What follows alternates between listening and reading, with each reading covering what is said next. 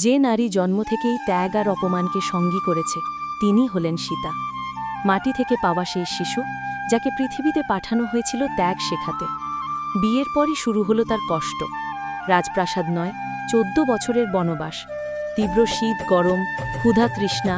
তবুও সীতা কখনো অভিযোগ করেননি। কিন্তু এরপর এলো জীবনের সবচেয়ে ভয়ঙ্কর পরীক্ষা, রাবণের অপহরণ। একজন রানী একা বন্দী বিদেশি রাজ্যে। রাবণের অসংখ্য প্রলোভনও তাকে ভাঙতে পারেনি। যুদ্ধ শেষে রাম তাকে ফিরিয়ে আনলেন, কিন্তু সমাজের সন্দেহ সীতার উপরই পড়ল। একজন পবিত্র নারীকে দিতে হলো অগ্নি পরীক্ষা। তাতেও শেষ নয়, গর্ভে সন্তান নিয়ে আবার বনবাসে পাঠানো হলো তাকে। বাল্মীকির আশ্রমে একা হাতে বড় করলেন লবকুশকে। শেষে সীতা বলেছিলেন, আমি যথেষ্ট প্রমাণ দিয়েছি। ধরণী ফেটে তাকে নিজের কোলে তুলে নেয়।